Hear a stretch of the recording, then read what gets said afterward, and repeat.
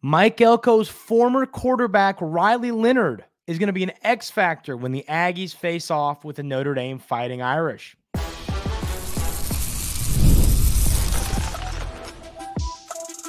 You are Locked On Aggies, your daily podcast on the Texas A&M Aggies, part of the Locked On Podcast Network, your team every day. Welcome on into a Locked On crossover. Yes, ladies and gentlemen, this is Andrew Stefaniak of Locked On Aggies, joined by Tyler Wojciak of Locked On Irish. And this is going to be a ball game where a lot of defense, a lot of fun, a great way for both of these ball clubs to open up the season. One of the more exciting games. I mean, it's why it's game day, no question there, but it's going to be a great game. Anybody could take this one. We're going to make the case for each of our teams today. So, Tyler, what I want to start with is what everybody wants to talk about, is quarterback play.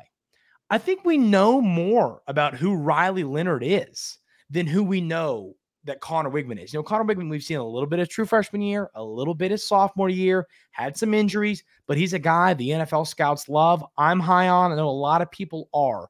So quarterback's going to play a huge role. Convince me why Riley Leonard is going to win the quarterback matchup in this football game.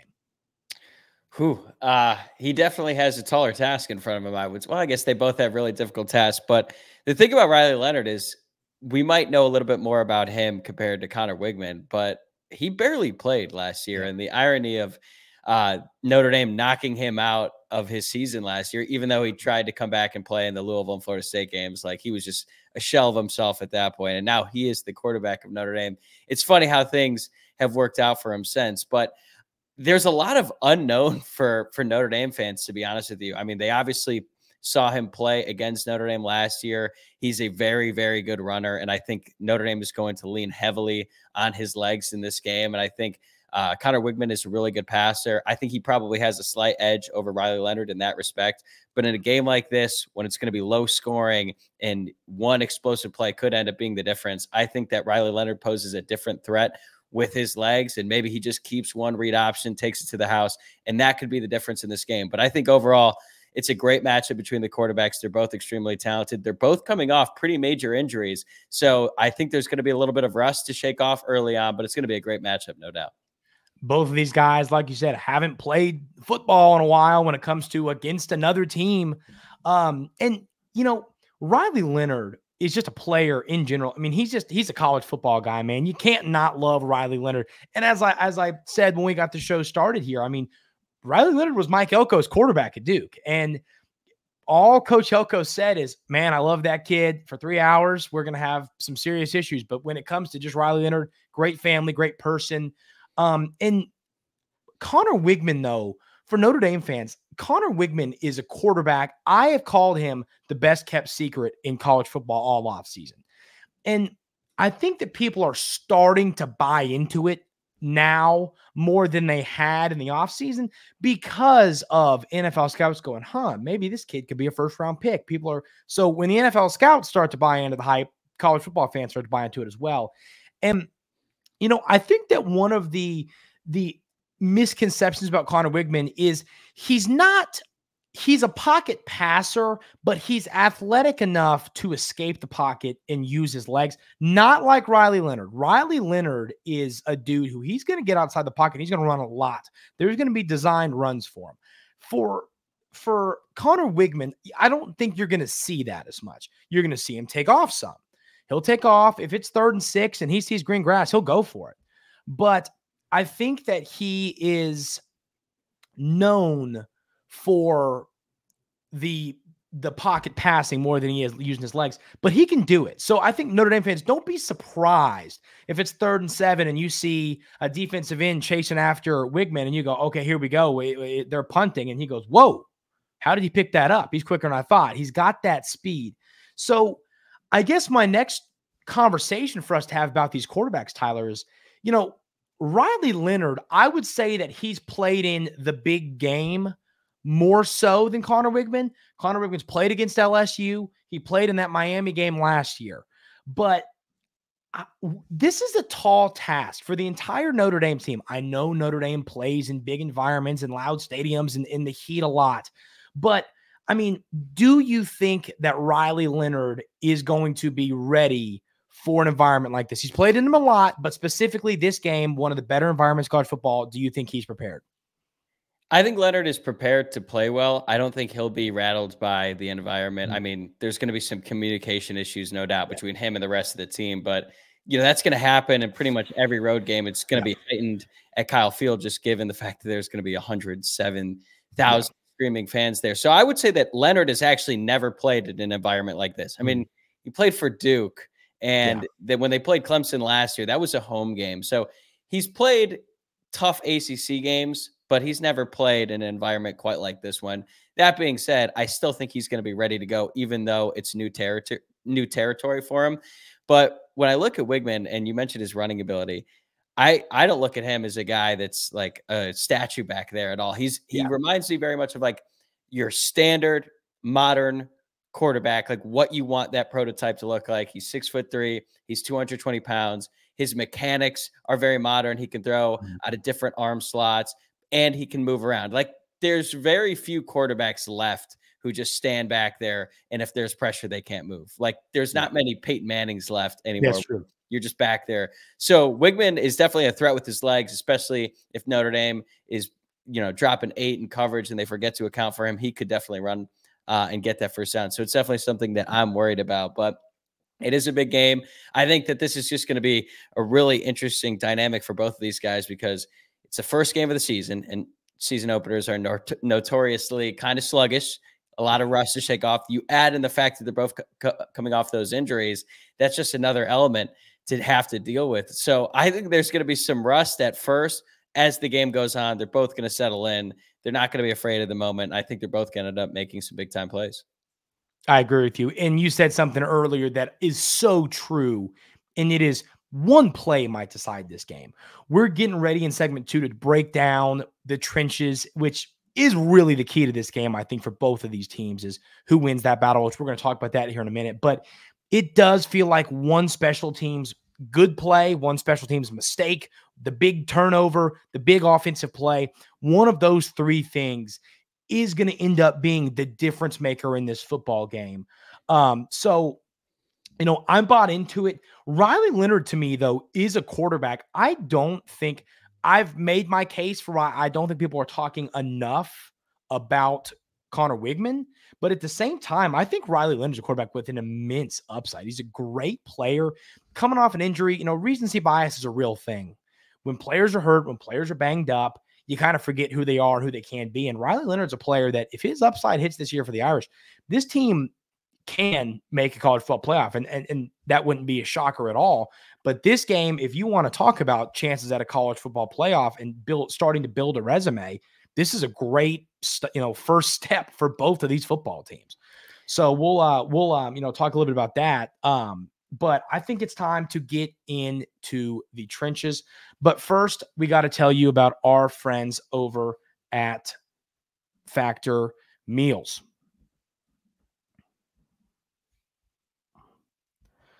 So Factor Meals, for me, it's a thing.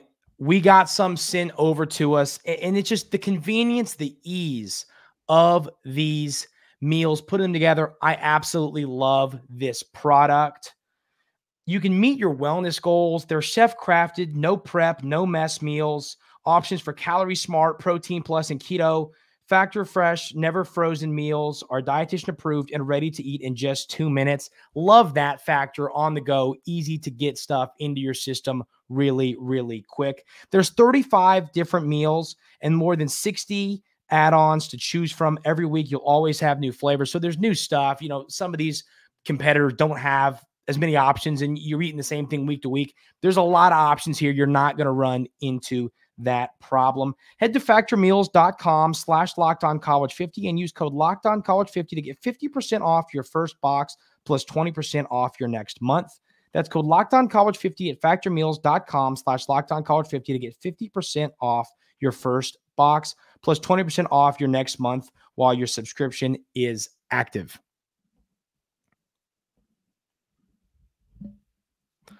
So once again, Tyler, I think that this game will be made and broken in the trenches. And I'm fully set on that. I've talked a lot about the quarterback battle. That's been a part of it on my show this week. I've talked about the receivers getting over in the secondary. We'll break that down. But at the end of the day, to me, there's one question that will make or break this game. Notre Dame's offensive line is young. How are they going to play? And I hate to keep bringing up the environment, but that's going to play a role. And just flat out, it's not easy to play offensive line as a freshman in college football. How are those guys, in your opinion, going to play in this football game against a solid Texas A&M front? I have no idea, which is probably not the answer that you were looking for, but I am so interested to see how this group comes out and they compete against a very, very stout defensive line for Texas A&M. I'm sure you've talked about it before on your show. Notre Dame is starting a true freshman at left tackle, a redshirt freshman at left guard. Their center and right guard have a little bit of experience, 3 starts for each of them. And then at right tackle, Emil Wagner, who is going into his 3rd year of college football, but this is going to be his first career start. It's not an ideal situation if you're Notre Dame. It's just not. Now, the thing is, the left guard won the job over 2 guys who have double-digit starts in their career. So he must have done something in the offseason to make the coaching staff feel comfortable enough to put him there. That's Sam Pendleton. And I think it shocked a lot of Notre Dame fans because you just think, okay, Pat Coogan is a senior. He started 13 games in his career. He was a starter last year. He is just going to go right back there in his spot. So the fact that this redshirt freshman came out of nowhere, beat him out, and must have done it by such a significant margin that the coaching staff is willing to trust him, that makes me feel more comfortable. However, the left tackle did not win the job in the same way that the left guard did because the starting left tackle, Charles Jagasaw, suffered a torn pec injury on like the 3rd practice of camp. Yep. So Knapp still had to beat out a 5th-year senior to be the backup and now the starter. So that was impressive as well. But now you put yourself in a weird situation where, like, okay, it's great that these guys won the job, but now they're all making their first career starts in Kyle Field in such a difficult environment. Mike Denbrock is a veteran offensive coordinator. He's not an idiot. He's going to recognize that this is going to be a very difficult situation for these guys. So I'm sure that he has modified the offense, the cadence, all the pre-snap operation in a way that is going to put them in the best situation possible. That being said, it's still going to be incredibly difficult, and there's no way anyone knows how this group is going to perform until they actually take the field and do it on Saturday night, because it's going to be the first time they've ever done it.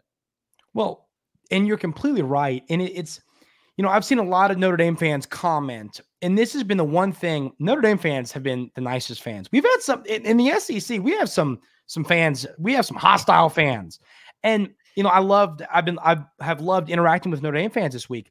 One of the things that I've disagreed with is I keep hearing historically Notre Dame's been great at, you know, we put a lot of offensive linemen in the NFL. That's true. I mean, there's no obviously debate to that. There's a lot of talented Notre Dame offensive linemen in the NFL.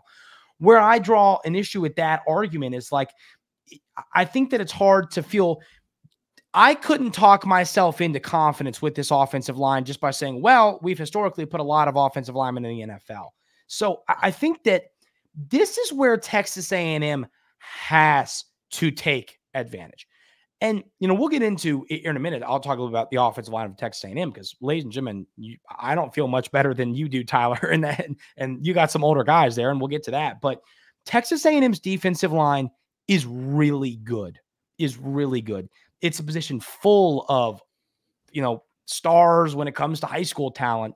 It's full of players. A transfer is a guy named Nick Scorton, a name I think that hopefully, you know, Texas A&M fans want to hear his name said a lot on Saturday night. A guy that came in from Purdue with 10 sacks. A talented unit. And if I'm Coach Elko, if I'm DC Jay Bateman, I am saying, look what you're going against. They're talented, but they're young. They've never done this before. You have got to get pressure. And if you make Riley Leonard's evening not so fun, if you're in his face all game long, that is when that potential mistake that we keep talking about could come into play. So that'll be anxious. But I mean, I know Notre Dame fans will be anxious to see how that unit plays. But listen, Tyler, the Texas A&M offensive line is literally the biggest question mark on this roster by a mile. And it's such a eerily similar situation for both football teams. Texas A&M's unit is a little bit older and a little bit more experienced on offensive line, but it's still the most significant concern on this roster. So, I mean, how do you think Notre Dame's front is going to be able to do when it comes to getting pressure on Connor Wigman on Saturday? Well, first off, I want to say I totally agree with you regarding Notre Dame fans just saying, oh, well, we have had great offensive linemen in the past. That's great. That's not going to help you Saturday. Notre Dame has recruited the position well. So it's not like these guys that they're playing aren't talented. They're just young. And if you think about it, this is going to be their worst game, you would think, right? Because it's their first game. They could end up being like future Hall of Famers. Yeah. But they aren't Hall of Famers on Saturday night. And I think, I mean, unless, you know, they just shock the world and they come out and they're ready to go, which I just don't see that happening. As for Notre Dame, the defensive line, they have a really good unit. Howard Cross and Riley Mills are two guys who could both be on NFL rosters today if they wanted to. They both decided to come back and play out their fifth year at Notre Dame. So that was huge. They both play on the interior. They are going to be a force to be reckoned with for the Texas A&M offensive line. On the edges, they've got R.J. Oben, coincidentally enough, a Duke transfer. So Mike Elko knows all about him. He was a very good pass rusher. And then Jordan Patel, who's been around Notre Dame for a while. It's a very veteran unit. Every single guy in the Notre Dame defensive line is a graduate senior. R.J. Oben is his sixth year. So these guys are grown men. And I watched a lot of Texas A&M last year. I understand that the offensive line was the biggest weakness. When I look at Texas A&M's unit, I think their left side is pretty stout. Trey Zune is good. Chase Besantis is a guy Notre Dame fans are familiar with because they recruited him coming out of Don Bosco. The right side of the line, I think, is where Notre Dame does have an advantage. I think Al Golden is really going to test that unit. He's going to bring exotic blitzes, linebackers, give them all kinds of looks to really put the pressure on that side of the line because that part doesn't seem to be all of the way figured out yet for Texas A&M. But when I look at this, it's basically if Notre Dame could just make it a wash on the line of scrimmage, right? I feel better about the rest of the game because when you look at the matchups, Texas A&M obviously is the biggest mismatch when it comes to their defensive line going against Notre Dame's offensive line. If Notre Dame's defensive line could just get that to basically a wash, I think they're going to be okay. That's going to be a tougher task, though, because Texas A&M just has more veteran guys in that group, and Besantis is a freak. Yeah, you're completely right about that. I'm with you. I think Notre Dame has the advantage at a lot of positions, like you said, to where if Texas A&M can't take advantage of the one place that they really should, and I've said this, that is the key to victory, that's one of them for Texas A&M, and we'll get to that a little bit later. But if you don't do that, if you can't get pressure on Riley Leonard with that unit against this young offensive line, I don't think you win this game. So that is definitely a concern for me. You know, when it comes to personnel, my last thing I want to ask you about when it comes to flat out personnel is Texas A&M's wide receivers. I feel okay about them. I'd even say good. I don't think I feel great about them. And you look in that Notre Dame secondary and oh goodness, it is awful, awful scary.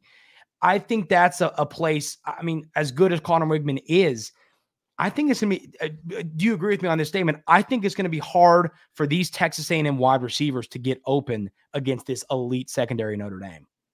Yeah, I totally agree with you. Notre Dame was first in the entire country last year in pass efficiency defense. They have two All-Americans coming back and cornerback Benjamin Morrison and then safety Xavier Watts. Watts had 7 interceptions last year. He really just exploded in the second half of the year. Really, it started against Duke. Another coincidence with this whole, there's so much connective tissue with these two teams, which is kind of odd because like they have basically nothing in common. Yeah. And there's a lot of overlap there. So yeah, I think what Al Golden is going to try to do, the Notre Dame defensive coordinator, is he's going to leave Benjamin Morrison on an island and he's going to trust Christian Gray, the field corner, who is going to be making his first career starts. But from the moment he arrived on campus last year, Notre Dame was already raving about him. They're like, this guy is the next Benjamin Morrison. So we'll see about all that. You know, it's going to be his first career start, so it's going to be a little bit difficult. But I think that the Notre Dame defense is going to trust their defensive backs to be on an island with these Texas A&M wide receivers, which would, in theory, allow them to blitz a lot more, throw a lot of different things at the Texas A&M offense. So even if Connor Wigman is like really dealing it back there, his receivers are going to have to make some plays in really tight coverage against Notre Dame's DBs. So that's another situation where if the Notre Dame defensive line, if they're able to get pressure with like 4 guys, the game completely opens up for them. But if they're going to have to rely on getting 6 or 7 guys blitzing every time, then I think the Texas A&M wide receivers, who to your point, are good, maybe not great. They're probably going to win some 50-50 battles. And then all of a sudden they're going to be moving the ball and the defense could be on their heels. But I feel really good about Notre Dame's secondary until they give me a reason to think otherwise. I'm going to have a lot of confidence in them. I mean, last year, Benjamin Morrison shut down Marvin Harrison Jr. And when he goes to the draft after this year, they're going to show that game on draft day over and over and over. So if he could just replicate that against Texas A&M, I feel good about him. I'm with you on that, especially when Marvin Harrison Jr. is an elite player for the Cardinals and hopefully wins some people, maybe not me, a fantasy championship.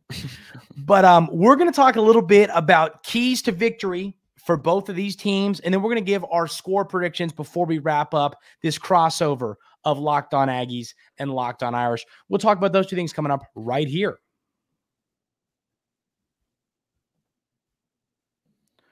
But first, we got to talk about 5-hour energy. Listen, we've all been there. It's a long work day.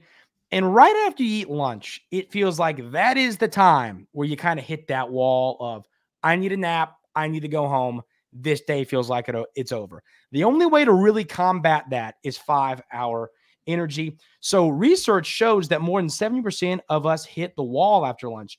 Let a 5-hour energy shot help you leap over that wall instead of crashing into it. With 0 sugar and a convenient portable size, it's the perfect pick-me-up for getting stuff done. 5-hour energy has a ton of different flavors like watermelon, tropical burst, grape, berry, and more. So there's a flavor for everyone, and you could also just try them all. If you go to 5hourenergy.com, that's the number 5hourenergy.com, and get some 5-hour energy product today, you can use my promo code, our promo code, Locked On CFB, to receive 20% off your order. This order is only valid until September 30th on one order and cannot be used with other promotions. This code is not good on subscription orders. Go to 5hourenergy.com, the number 5, today. Also want to talk about our friends over at eBay Motors. Passion, drive, and patience, the formula for winning championships, is also what keeps your ride or die alive. eBay Motors has everything you need to maintain your vehicle and level it up to peak performance. Superchargers, roof racks, exhaust kits, LED headlights, and more. Whether you're into speed, power, or style, eBay Motors has you covered. With over 122 million parts for your number one ride or die, you'll always find exactly what you're looking for. And with eBay Guaranteed Fit, your part is guaranteed to fit your ride every time or your money back. Because with eBay Motors, you're burning rubber, not cash. With all the parts you need at the prices you want, it's easy to make your car the MVP and bring home huge wins. Keep your ride or die alive at ebaymotors.com. Eligible items only. Exclusions apply. eBay Guaranteed Fit only available to U.S. customers. Once again, this is a Locked On crossover between myself, Andrew Stefaniak of Locked On Aggies, and Tyler Wojciak of Locked On Irish. And Tyler, I mean, before we get into keys to victory, when you do what we do, where we're breaking down this game, especially knowing it's the season kickoff for both these teams, college game day, I just can't believe it's here. I just had to say it. I can't believe it's here. I'm very excited. I'm actually going to be there at the game on Saturday. And for all the Aggie fans listening, that's a good thing for you, because historically I have a pretty tough record when I travel to watch Notre Dame play, whether it be on the road or in the postseason. My record is not good. So I would fade the Irish because of me. But in all seriousness, I'm with you. I can't wait. I've been doing this show now for about a year and a half. So this will be my second full season doing it. And as much as I enjoy off-season content, you know, there's interesting stuff happening, transfer portal, recruiting, all that. There's nothing I enjoy more than watching games and talking about them and getting ready for the next one. So I'm with you, man. I can't wait. Exactly. That's, I mean, we've been doing this about the same amount of time, and I'm thinking the same thing. It's off-season stuff's great, but let's talk about some real X's and O's in football. So keys to victory, Tyler. What is the key to victory for the Irish to go to Kyle Field and get a big win? I've got two, and honestly, they could apply to Notre Dame and Texas A&M because I think that the first one is cliche. Whoever wins the turnover battle, I feel very confident is going to win this game, because I just don't imagine there's going to be a lot of long, sustained drives for either team. That's not to say they won't move the ball a little bit. Texas A&M is going to have their plays on offense. Notre Dame is going to have their plays on offense. That's just football, right? But I think explosive plays and turnovers are going to be the difference in this game. So whatever team wins a turnover battle, you're putting your offense most likely in advantageous field position. And then those explosive plays, I'm thinking not just chunk plays of 10 to 15 yards. I'm talking like 20, 30 or more. Whatever team has more of those is probably going to win this game, because you're going to have to rely on those times, because it's going to be a slog. It's going to be a tough. These are some really, really great defensive minds, two of the best in all of college football. Mike Elko, the head coach of Texas A&M. I mean, before he was the head coach, he was an unbelievable defensive coordinator for the Aggies for years, and the defensive coordinator for Notre Dame for 1 year when he completely turned around the defense. So it's going to come down to turnovers. It's going to come down to explosive plays. It's going to be a great game, but I think it's going to be ugly for a big chunk of it. And then there's just going to be those couple plays that will make you go, wow, and that could be the difference. Yeah, I'm with you. For me, and I think it's a little cliche as well, I'm with you on the turnover battle. I'm with you on everything you said, but Connor Wigman, dude, listen. I keep hearing you're a first-round pick. If you listen to Locked On Aggies every day, you know that Connor Wigman, I am like the conductor of the Connor Wigman hype train. I am the CEO. This is my Connor Wigman. You got to go out and do it, man. You got to go out and prove it. I think that Connor Wigman has to go out and have his I'm a legit top 10 quarterback in college football game to beat Notre Dame, because I do think that we could end up seeing a wash in the trenches. And then it's going to be who's going to go win the game. Riley Leonard, Connor Wigman, a receiver, whatever. Who's going to go win the game? I think it needs to be Connor Wigman. He needs to go prove he is the player that Texas A&M fans and NFL scouts think he is, and this is his opportunity to do that. So I think him having his here I am game is what will win this game for the Aggies. So before we wrap it up, Tyler, give me a score prediction. So I'm not going to lie. My feelings about this game kind of changed by the hour. Like some moments I'm like really confident that Notre Dame is going to win. And then there's others where I'm like, man, they don't have a chance. And I think maybe that's just the fact that we've been talking about this game for so long because it's the season opener. We have had so much time during the offseason to get ready for this game. I'm going to go with Notre Dame 17-13. I think it's going to be really tight. I would hammer the under. It's at 46.5 right now on FanDuel. I honestly thought it could go lower, but I think that's a safe bet. It's going to be really difficult for these teams to play offense, but there are going to be opportunities for some big plays, some turnovers, some things like that. So there might be some cheap points that just kind of happen out there. And I just think that ultimately Notre Dame's defense is going to be enough to win them this game, and they're going to get a key explosive play at the right moment, and that's going to be the difference. But it should be a great game. It's going to go down to the wire. I might have a heart attack by the end of it, but all that being said, I'm looking forward to it. Well, we might both have a heart attack until the game ends. We'll just have to see what happens. I have this game. It's funny. Eerily similar scores. I got 17-14 Aggies. Now, hear me out. Moving off of my spiel, my, make a Connor Wigman hype video, like literally like play it in the stadium that I just, set up for there. I think that Notre Dame leads this game 14-10, and Wigman leads a touchdown drive to win the game over Notre Dame to start the Elko era. That's my prediction. And you know what's so funny about this game, Tyler? A lot of games, like if it's Georgia versus Vandy, right? And the Vandy fans are probably like, yeah, Georgia's going to win. Like, they'll accept it. Everything I've seen, Aggie fans think A&M's going to win this game. Notre Dame fans think they're going to win this game. There's not the and I think everybody's fair to feel that way. I think it is truly a toss-up football game between two great teams. Whoever wins, whoever loses, I think both of these teams go on to have great seasons. So that's my prediction. Really excited for this one. I know Irish fans are. I know that Aggie fans are as well. So Tyler, how can everybody check out everything you got going on over if they're watching here on Locked On Aggies? Yeah, if you want to watch, listen, Locked On Irish, YouTube, wherever you get your podcasts, Locked On Irish on Twitter, Locked On Irish Pod on Instagram. I will say you've been great. Texas A&M fans, for the most part, have been really nice. Everything I've heard about Texas A&M fans has been that they're incredibly welcoming. So I'm excited to get down. Honestly, by the time this gets released, I will be in College Station, excited to be there, take it all in, go to Kyle Field, experience it all. One of us is going to be happy. One of us is going to be sad. If you're right, if Texas A&M ends up winning on the last drive, I don't know if I'll be able to talk about Notre Dame football anymore, because the last Notre Dame football game that I went to was the Ohio State game last year. And that broke me. So this would just be pouring salt in the wound, but it'll be a great game. I'm with you on that. Well, listen, once again, Irish fans, if you want to check out some more Texas A&M content leading up to the game, you can head on over to Locked On Aggies, like I said, anywhere you get your podcast or on YouTube. Tyler, it's been great. Best of luck to the Irish. Everybody, going to be a fun game. College football's here. I cannot wait. I know we all agree on that. This has been a Locked On crossover between Locked On Aggies and Locked On Irish. Hope everyone has a great rest of your day, and we will see you next time.